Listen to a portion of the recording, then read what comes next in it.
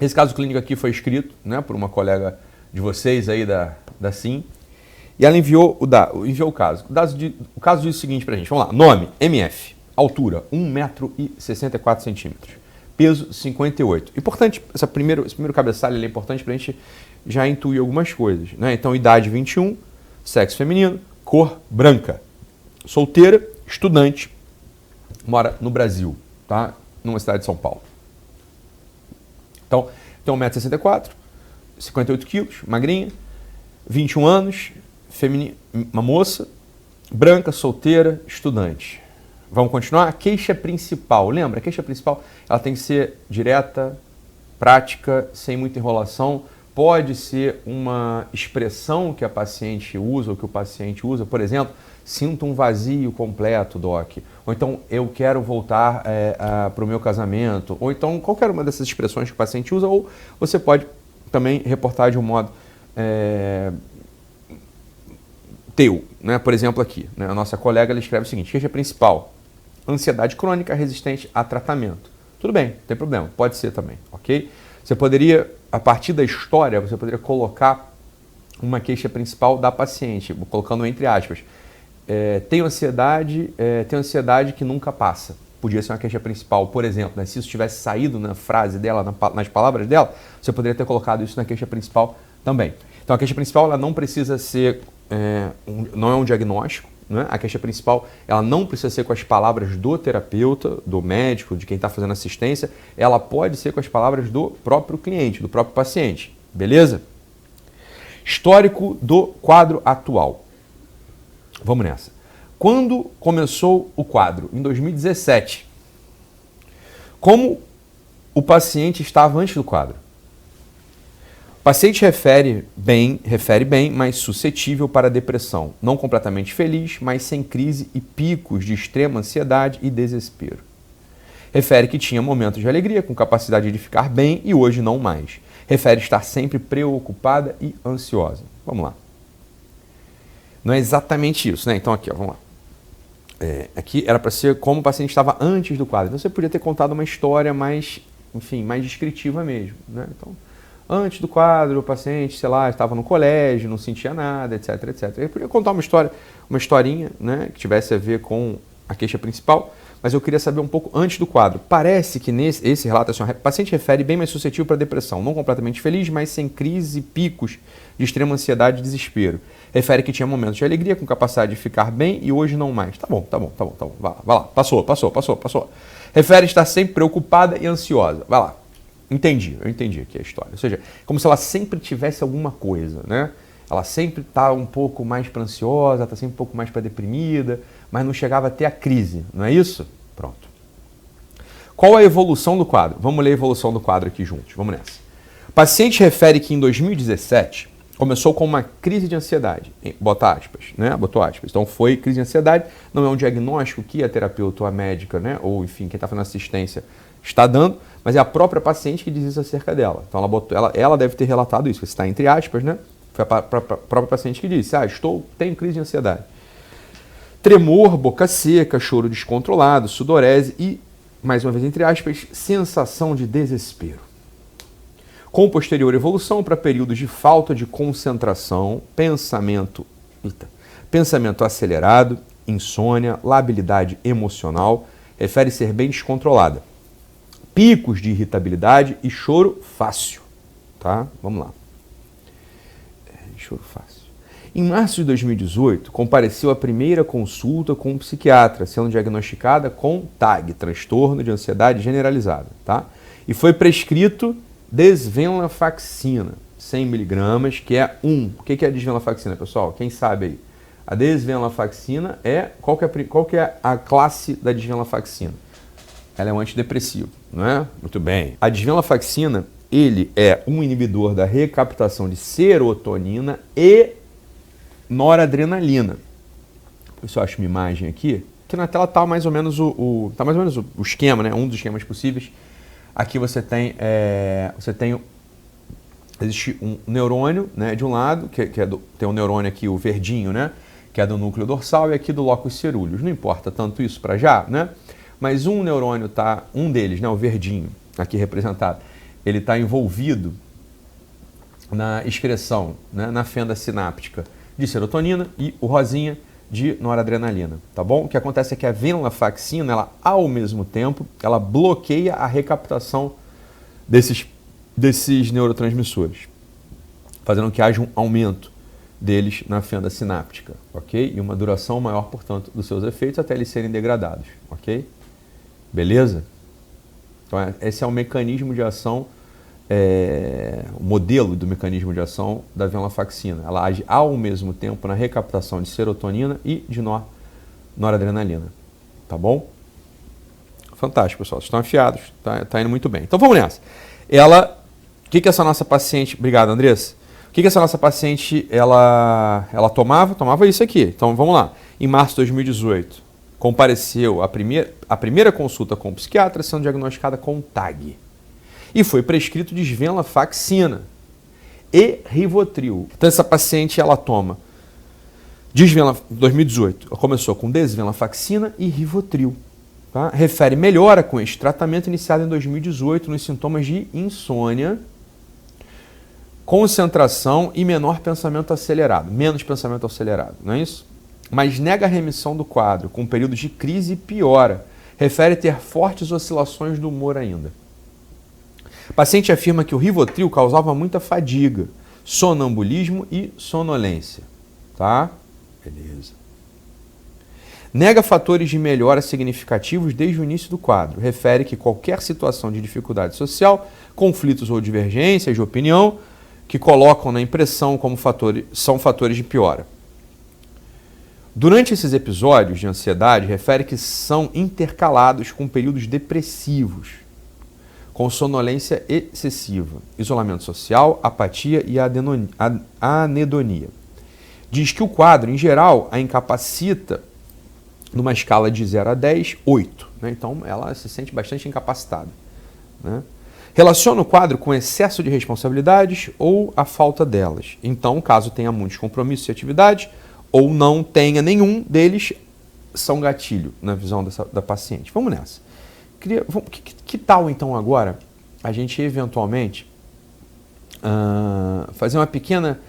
Vamos ler, vamos ler aqui quais são os critérios diagnósticos, como foi perguntado, quais são os critérios diagnósticos de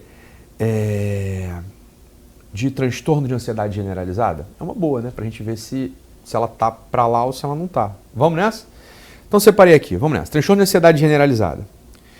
Preocupação e ansiedade excessivas ocorrendo por pelo menos 6 meses sobre diversos eventos ou atividades. Então, é generalizada, lembra? A pessoa ela não tem um foco, ela não tem um ponto focal que causa nela uma ansiedade ou causa nela essa preocupação excessiva. Ok? Então, é difuso, como está aqui no critério diagnóstico. Por 6 meses, diversos eventos ou atividades. O indivíduo acha difícil controlar a preocupação. É o caso dela, não é isso? A preocupação está associada a 3 ou mais dos seguintes sintomas. Vamos lá? Inquietação ou sensação de estar com os nervos à flor da pele é uma descrição. Fadigar-se facilmente é outra. Né? Dificuldade em concentrar-se ou sensações de branco na mente. Ok? Irritabilidade, tensão muscular e perturbação do sono. Dificuldade em adormecer, manter o sono ou sono inquieto e insatisfatório. Então, vamos nessa. Se ela está indo por esse caminho, a gente já pode começar a pensar em transtorno de ansiedade generalizada. Tá?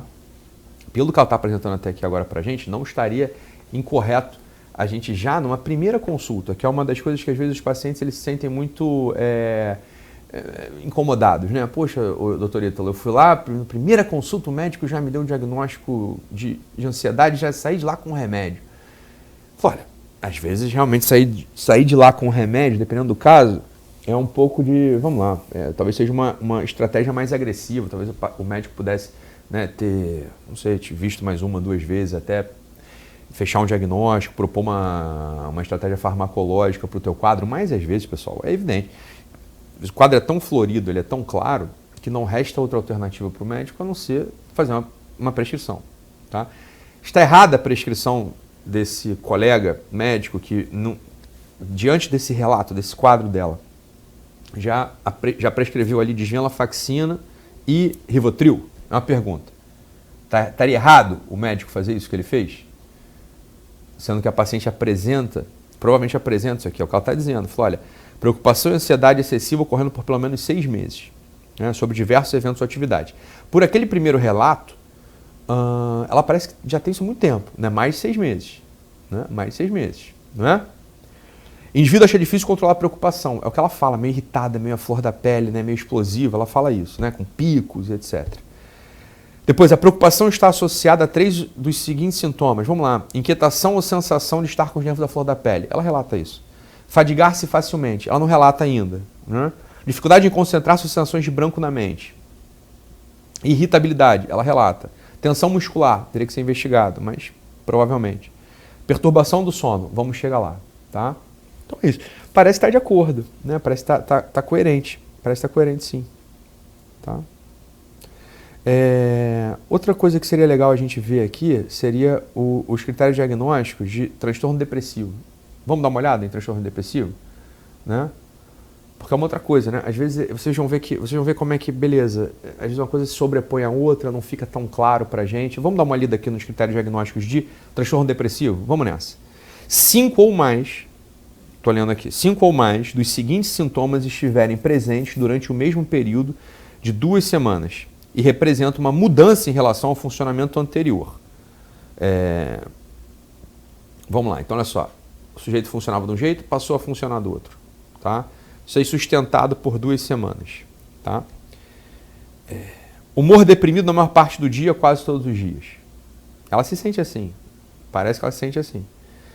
Acentuada diminuição do interesse ou prazer em todas ou quase todas as atividades.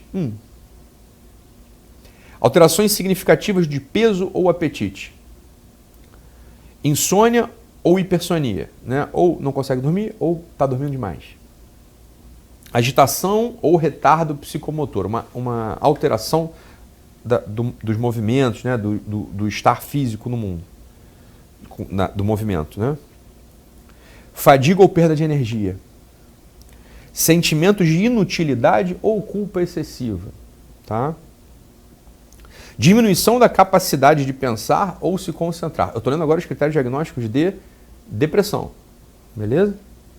Pensamentos recorrentes de morte, ideias suicidas recorrentes, tentativas de suicídio ou plano específico para cometer suicídio. Né? Então são alguns. Deixa eu achar aqui, deixa eu ver aqui uma outra coisa aqui. Vamos achar agora aqui o critério diagnósticos de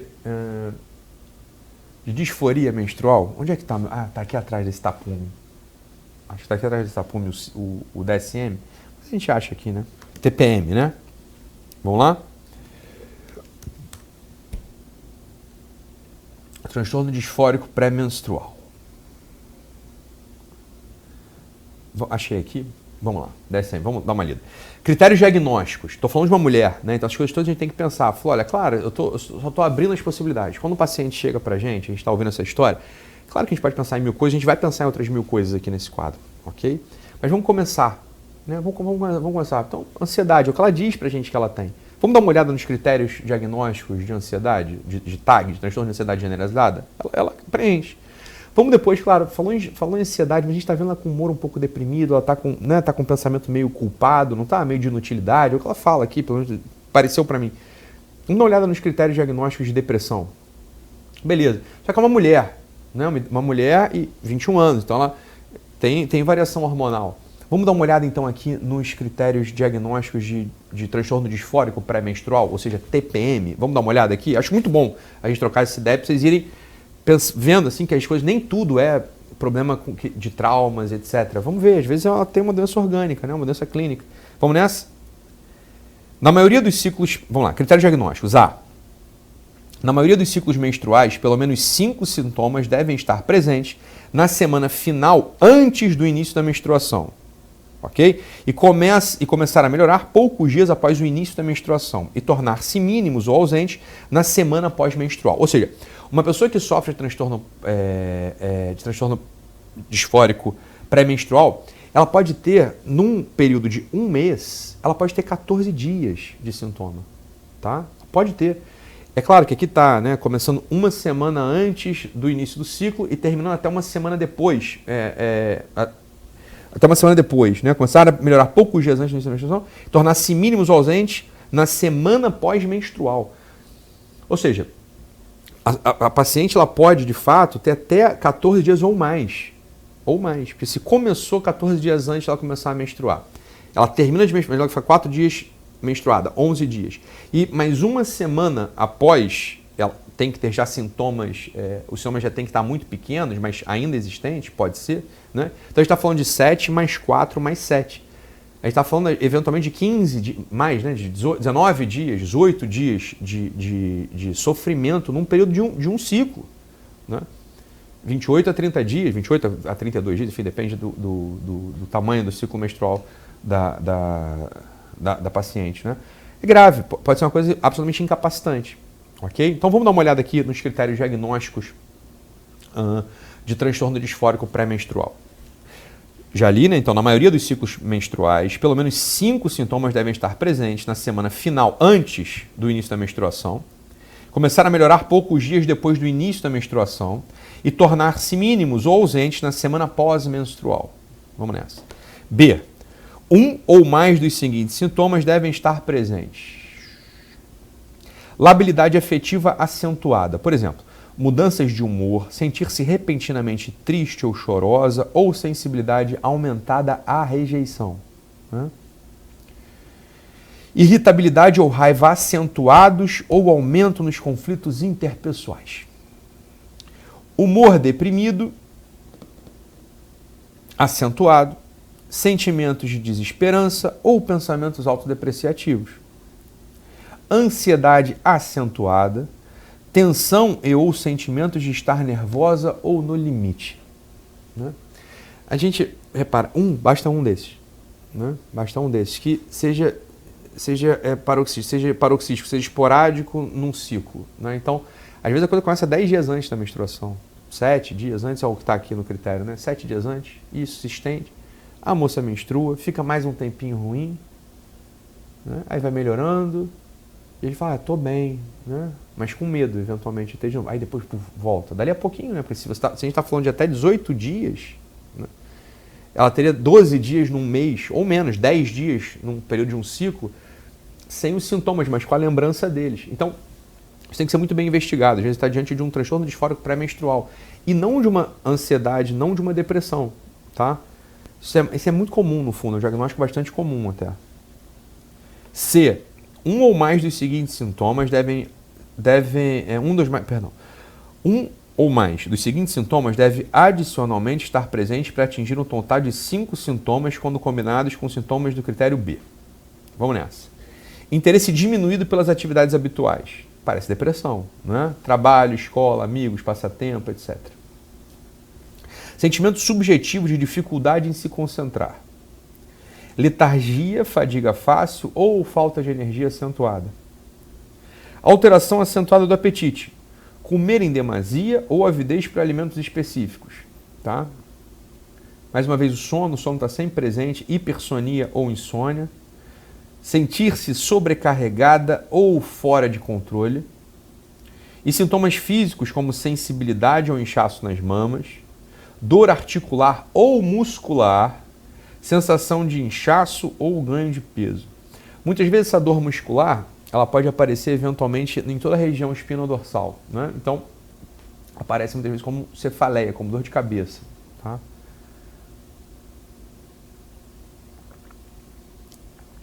Pequena nota. Os sintomas nos critérios A e C devem ser satisfeitos para a maioria dos ciclos menstruais que ocorreram no ano precedente. É isso, né? Vamos continuar. D. Os sintomas estão associados a sofrimento clinicamente significativo ou a interferência no trabalho, na escola, em atividades sociais habituais ou relações com outras pessoas. Por exemplo, esquiva de atividades sociais, diminuição da produtividade e eficácia no trabalho, na escola ou em casa. E. A perturbação não é meramente uma exacerbação dos sintomas de outro transtorno, por exemplo, uma depressão ou uma ansiedade, tá? Como transtorno depressivo maior, transtorno de pânico, transtorno depressivo persistente, distimia ou um transtorno da personalidade. enfim, essas coisas elas são todas, veja, já dá para perceber, né? Elas são todas meio difíceis, no fundo, de você fechar um critério, fechar um diagnóstico eventualmente com muita certeza, dependendo do quadro apresentado.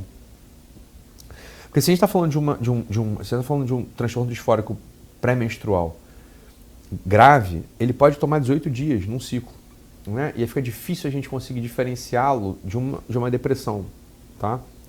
Interessante, né? Você vê que a coisa ela pode ter várias nuances. É claro que ela chega pra gente aqui com um transtorno de ansiedade generalizada, mas eu precisaria ter um pouco mais de dados, né, para poder com certeza chegar e falar assim, realmente é um TAG.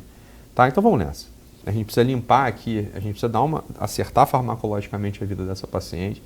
A gente precisa investigar melhor o consumo de substância, a rotina dela, sobretudo ali, né, na casa do namorado, certamente uma coisa de baixíssimo compromisso. Ela faz o uso de anticoncepcional oral, que também só isso pode estar alterando tudo, né? O uso de anticoncepcional oral realmente pode alterar tudo, tá? E aí depois a gente vai começar a investigar outros domínios da vida dessa criatura, né? Então ela tem ali realmente, claro, ela tem uma história pesada, a amiga se suicida, o pai que usa cocaína, isso não é pesada, né? A história pesada é relativo, né? As capacidades que a gente tem de articular essa história na nossa história pessoal, as histórias na nossa história pessoal. Então, ajudar essa criatura a ter recursos para poder lidar com a história que se apresentou a ela e para ela ter uma perspectiva de vida que faça sentido. Ela, claramente pelo relato, é uma pessoa que lembra muito do passado, né? E tem poucas perspectivas de futuro. O meridiano de visualização dela, né, de coisas que ela pode fazer, pode realizar, está muito baixo, está muito diminuído.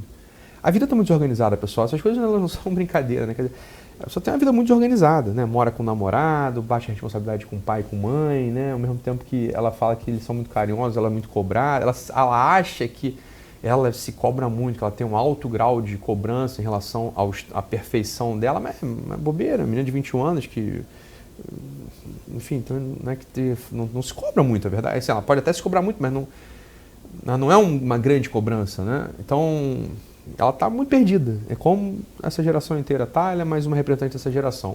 Usando droga, bebendo pra caramba, morando com o namorado sem compromisso, não adere ao tratamento psiquiátrico, supervaloriza as questões do passado, tem uma visualização muito inadequada do que é pai e mãe, né? O que é pai e mãe na história da vida dela.